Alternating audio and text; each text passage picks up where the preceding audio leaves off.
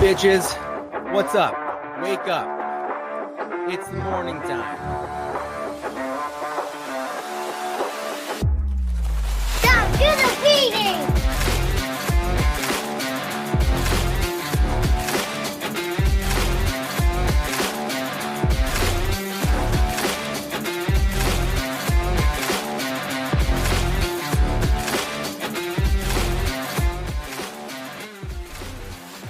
Good morning, good morning, good morning. What's up, everybody? How you doing?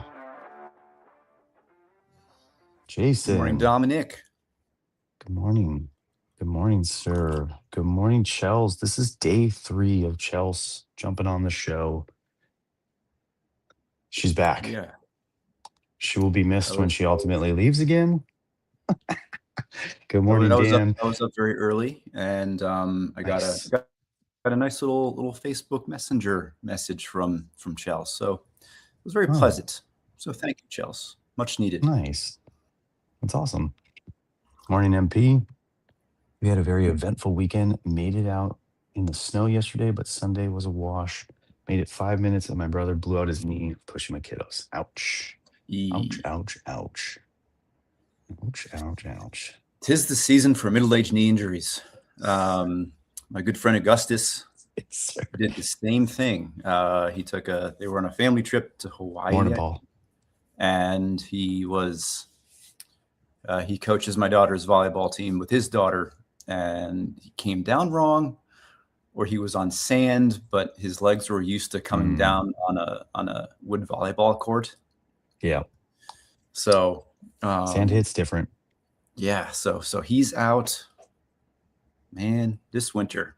Let me tell you, it's not an easy time of the year. Yeah. I mean, I don't know what y'all are talking about with all this sledding and snow, and I'm seeing all these videos of people shoveling. I think I saw a photo of MP looking like he was shoveling his workplace. Yeah, I've seen a bunch of those. I love them. I used to, when my wife and I first were together, we moved out to live with her parents.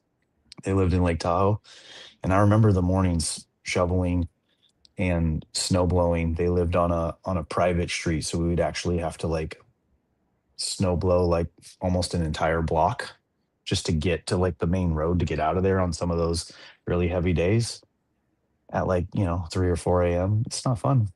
No. Dom, you're in California, right? Yeah. Okay. So like what I've heard, you guys, you don't have streets. You guys have just boardwalks everywhere. So like imagine you're walking to work on the main boardwalk, and there's a truck that serves snow cones. That's what snow is in Colorado. It's just everywhere, and it's not flavored. Wait, so you could just get a snow cone on the side of the road whenever you want. Yeah, just forest fires and snow cones. That's what I hear the Sunshine State is known for these days. But yeah, it's cold. It's chilly. I'm in my 3rd day of insulated brown pants. I have no shame. I'm wearing my flannel. I made decaf coffee this morning. Why? What was the choice behind that? Because I didn't know it was an accident. It was an accident. Why do you even have decaf coffee? That never made any sense to me. I think we had it. I think we had it for Thanksgiving for like after dinner, but we never made it. I mean, it tastes good, and so then it's like I reroute my thinking. I'm like, okay, well, hey, maybe some less caffeine is good because you're gonna end up having 2 Celsius anyway. So yeah. So I don't understand the thinking behind that, because if you really wanted something coffee flavored like later in the evening, just hit up some like coffee flavored liqueur or, some sort of, I don't know. Coffee's not my thing, so I don't know, but good morning, Cart Fishing. How you doing? Time for extra Celsius. Yeah, take a powdered one and pour it in a Celsius. Extra Celsius. That's just my regular amount of Celsius is extra. I was listening to a podcast this morning where the guy said 3 to 5 cups of coffee is very good for you. So Yeah, I'm sure MP's on board with that one. back in the 90s, I think it caused cancer. And then eggs were healthy. And then eggs caused cancer. And now they're healthy again. Thank God for Ryan. But yeah, decaf, why? It's like tofu bacon. It's like if you want the bacon, just eat the bacon. Why do you have to make it taste like our food if it's so bad for you? You know? 3 to 5 pots of coffee. No one. So I falsely led you guys into believing that Ryan Turner was gonna do an afternoon show yesterday, but I failed to remember how ornery that guy is on his birthday. Like, he didn't even text us back. Like, I don't know if he texted you back, his brother, but he didn't even text us back in our best friends / daily dads chat group until like probably his bedtime. He was like, he doesn't like birthdays. So I should have known that he wasn't gonna. But that doesn't mean that we can't all raid his show today and sing him happy birthday.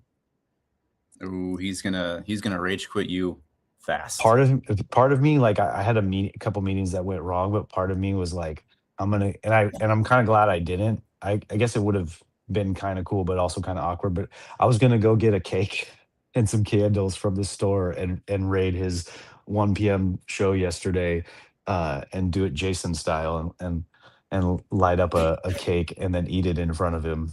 But I'm kind of glad I didn't. But did you have a blowtorch? And was it 3 milks? Was it a 3 milk cake? I didn't actually get a cake, sir. And no, I don't have a blowtorch. Not on me. I think I have one maybe at home. Well, hey, I'm glad we got to sing it and celebrate it. He did watch it. He did respond to it. Yeah, I clipped it and sent it to him, and he was appreciative of the love. I'm sure he'll be back today on socials, saying thank you to people. But yeah, I've noticed this the past couple of years. He disappears from social and texting on his birthday. A lot of times he goes camping. That was always his ritual, or maybe that's his anniversary. Good morning, Caitlin. I'm impressed at the amount he does. He does more camping in New York than we do out here in Colorado, and I'm really happy. It does make me really glad that he does do that. I've had very little attention for social media. I was up really, really, really early, probably too early, and like I downloaded Facebook and Instagram for like 10 minutes and immediately just got overwhelmed and uninterested in checking because it's all about ice and all the news stories that I read, nothing made me feel better. And I think I got maybe one actual friend update and I'm like, yep. So I don't even know why I keep them. I only do it. In those apps, I only use the stories now because I feel like if you scroll the feed, it's 75 or more % ads and whatever they're trying to push to you. And then, like you said, you're not getting your actual friend update like you used to. So it's like if you just scroll through the stories, that's where you're most. Damn it, Chels. Day 3? We're back to this? You gotta turn off your notifications. Chels is still staring at the dots in our message. I mean, you left Twitter completely, man. I'm pretty sure Dom just makes that his default response is the animated GIF of the 3 dots just to keep us all on the edge of our seats. I do. No, I don't. But yeah, let's get that awkwardness behind us. Still love you, Dom. Even though nothing. I just love you. That's it. Okay. That's it. That's all I'm gonna say today. I was like, wait, where is this going? Yeah. That's it. January 27th. In a long time. This is a page that I actually put some words on. It's been a long month. I realized yesterday morning my last like really good day that I wrote down was November 10th. And since then, it's been kind of just a mishmash of ill-managed spinning plates, back injuries, neck injuries, and inconsistent sleep. Sunday was good. Sunday was like my good, like the first day where I was like on top of stuff as best as I could be. So I'm trying to keep that momentum today. We'll see how it goes. And now we have another weird 2 weeks coming up with conferences, which blows my energy out of the water. So Why so soon? it's rough. We do it twice a year. This is for like the second half of the year. Okay. For like the second quarter. So yeah, the plates keep on spinning. Yeah. So all right. So tell me what you wrote. Tell me what I already closed my book before. So today's page, you can be a parent anywhere. And I remember this page last year because it immediately referenced teaching and parenting together. Those are the pages that I always connect with pretty well, because there's always teaching moments, there's always parenting moments, and in a classroom, those often intertwine. Yes. What did I write? I wrote, parenting and teaching feed each other. Do I ever contradict parents of my students? Do I ever fill the role of parent for students? Oh, yeah, that's a good point. And then I wrote down initials of a student. Oh no, that's the name. There was one student, I think this was like 4 years ago, where it was like the last day of the school and we were signing yearbooks, not a big talker. I had her most of the year and she was like, "You're like the dad I never had." And I was like, oh.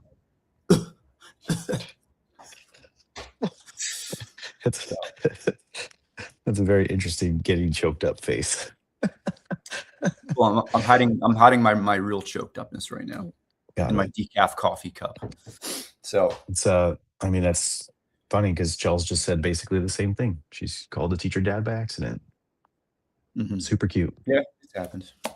But yeah, that was still relevant today for sure.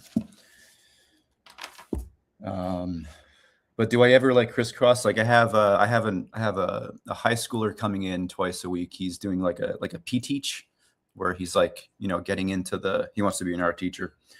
And we got a little bit into the discussion on like how to handle sensitive subjects like politics. And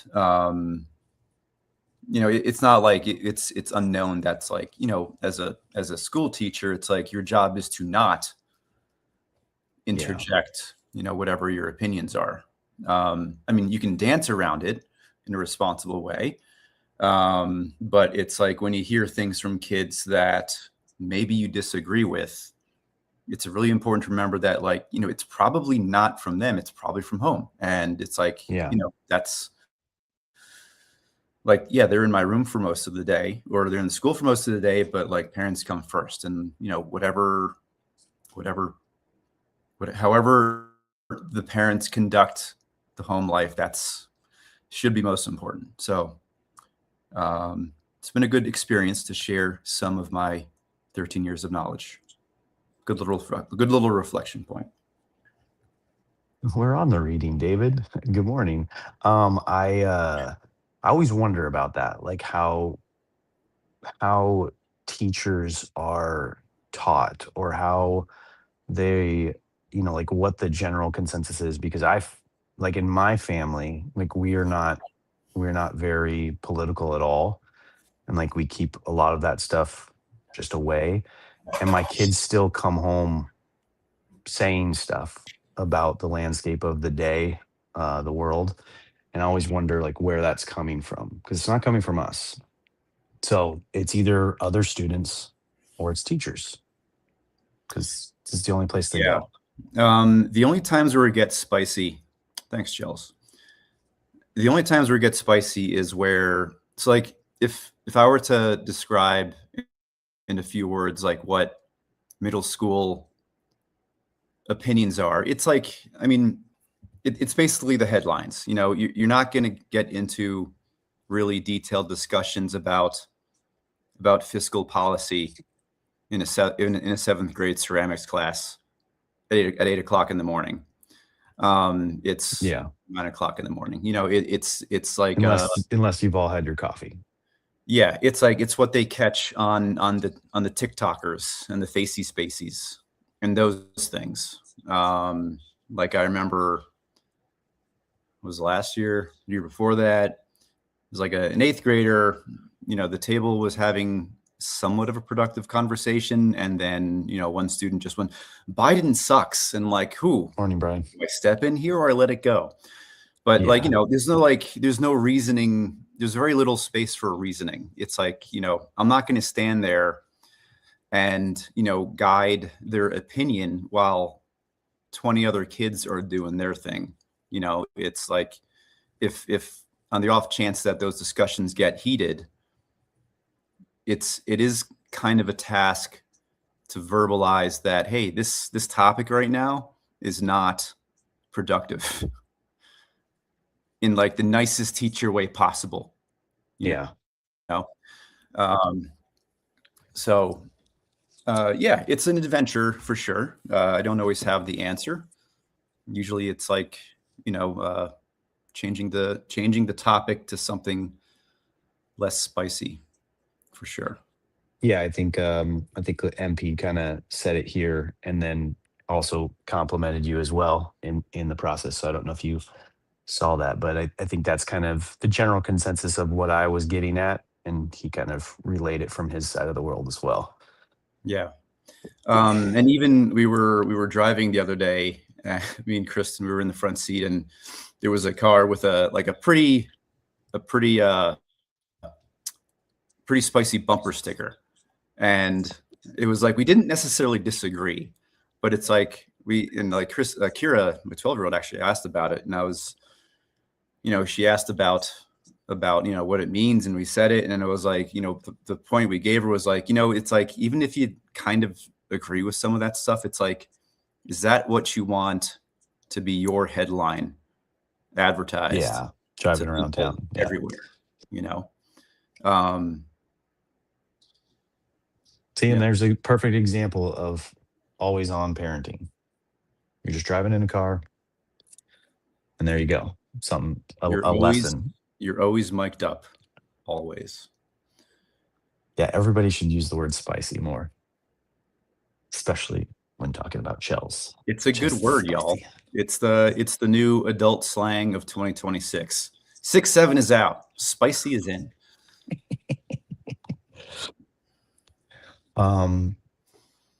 Yeah, always on. I mean, I like your perspective, obviously, being a teacher. Like you have it more than others. Like I go to work and it's a little different. So I think the way that I related it to is like I can find ways of teaching or lessons in even my everyday life. Like even though I go to work and I'm away from my kids, like I'm still walking and talking with people who are all parents or are all someone's child. And so I've found myself in these conversations with my subcontractors, my clients, all those kind of people that I deal with every day, where we're having conversations about parenting, about our kids. Like I've told you, like I've started to bring my life as a parent more and more into the workplace, and kind of like let that be known that's an important thing. And as I'm doing that, I'm finding like the reciprocal of that. A lot of people are, you know, appreciating that, and then they're reflecting it right back to me and talking about like their parenting journey or where they're at. You know, I have some clients right now that are grandparents. It's really cool to kind of see that, how they interact with their kids and they interact with their grandkids. So yeah, you're definitely always on, especially if you put it out there. So you're saying you're becoming more open, and that is kind of that gets returned to you. That's kind of what you're saying. Mm-hmm. Yeah. Yeah. And it's really easy. It's like, you know, I remember, you know, the first few times we discussed one of my favorite conversations of ours is always talking about like the new dad friend conversations that Yeah. the low level sports or weather or commute or job. It's a lot easier than you might think to like just break it open and be like, I don't know. It's like, I don't know. How's your sleep going? That's always the go-to. That's a Ryan conversation opener. MP, thanks for that. I appreciate that. By the way, I went back and read it. After I posted it twice, yes. And MP's son said the word "holy shit." By the way, I think Twitch blocks it out, so I tried to highlight it, but I was behind in the conversation. Y'all are texting fast. Love it. Good chat. Good chat. Good stuff. So when do parents become translators for the conversations? Parents. You're already talking about like translating politics back to kids. What are you talking about, David? Yeah, sorry, I got lost in the chat for a minute there. Great chat. This is a great chat to get lost in. Mm-hmm. Agreed. Be confused. Translators for the conversations. When do the parents become the translators? Before. So this one's a fun one, right? So MP, his son dropped a holy S. Well, going off a snow jump. How old's your son again? Is this your firstborn? 7, 8, something like that? Yeah. That's in my household, the only time my wife curses is in those kind of moments where she's scared. Scared is the most for my wife. That's when the F's and the S's come out. And then, yeah, in some sort of form of excitement, a little less, but other than that, she's very clean. Whereas me, it's like all the time. And I've been on the fence with that, that part of our life and our parenting journey is like, I don't think I've told my kids like, like for instance, songs are a very popular one, right? Like if you listen to the clean version, it's one thing versus listening to the full version. And when you go to concerts, which my wife has been taking our kids to a lot, you're most always going to hear the full version. And so there was a couple of concerts that my wife took the girls to, and when that word came out, the girls would like stop singing like in an awkward way because mom was next to them and they'd like look at mom.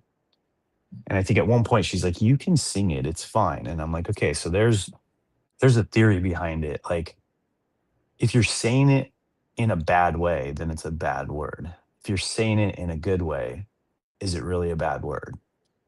You know what I'm saying? Context. Like holy shit in excitement, versus you're a shithead. Yeah. Bad way. I mean, that's a conversation I've had. Words that are allowed at home that kids bring to school. That's a thing for sure. And that conversation has gone the way of, well, we don't say it here, super straightforward, to, well, is your parents teaching the class? Super sarcastic.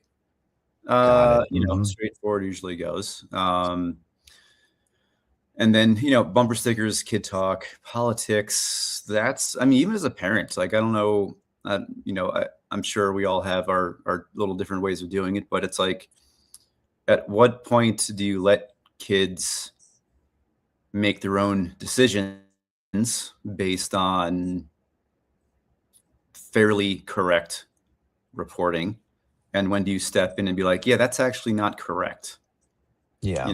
That's something it's not that I struggle with it. It's just like, I don't want them to be a mirror image of me and Kristen just because we're the parents, Mm-hmm. And that's it. And it hasn't happened yet. And I'm sure it's happened with people and some of us here where it's like, they get older and they form their own opinions and they might be totally conflicting with yours. How do you handle that? in a way that keeps Thanksgiving together every year. You can't ask me that because I don't do Thanksgiving every year with my family. Yeah. Well, I mean, And neither do it's I, but funny enough, it's not for political reasons, but yeah. But I mean, um, like Ryan goes to Staten Island every Thanksgiving, I think, and my mom and dad go up there. That gets a little bit spicy, I hear. So, and spicy. Ryan's talked about his Nerf gun trick of politics gun. Does he which actually we bring a decided Nerf gun to- though? Say it again. Does he actually bring a Nerf gun and shoot people? It was like a few years ago when he started doing it, and then I think this year we put a stamp on it because it's like what's a worse way of eliminating political discussion than bringing a gun to dinner? So I just imagine I just imagine the escalation of it. Like, okay, he brings it one year, and then the next year, like, someone else at the table brings one. But then, like, the next year, like, Ryan brings a bigger one.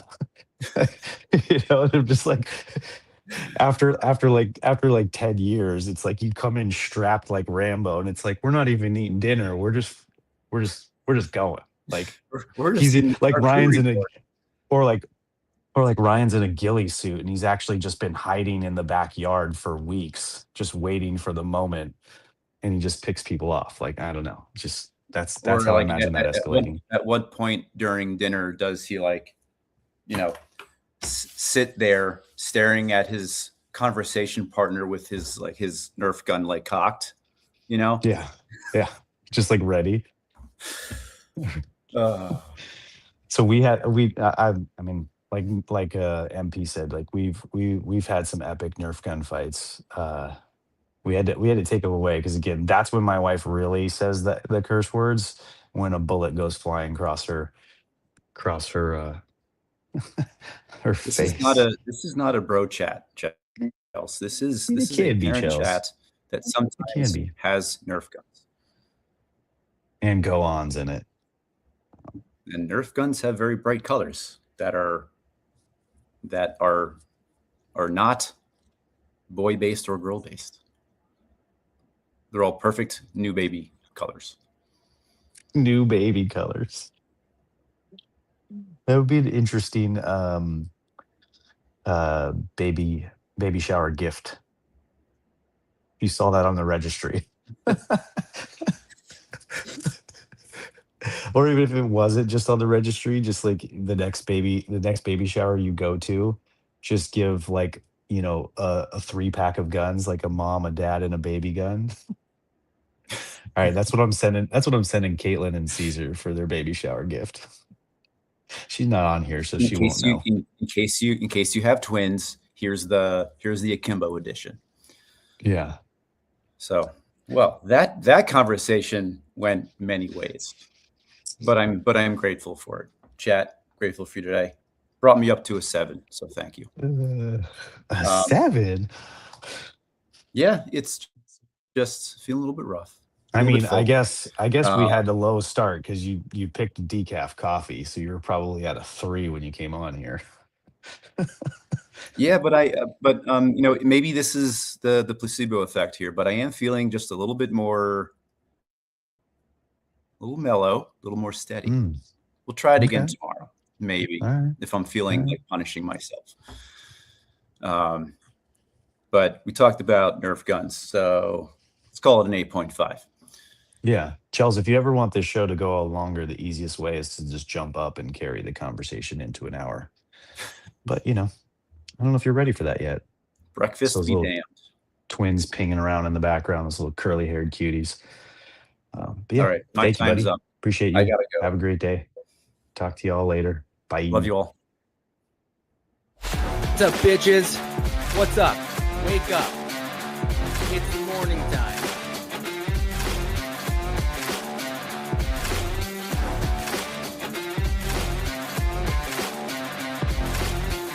We're ready for Chels, guys. We're ready for Chels.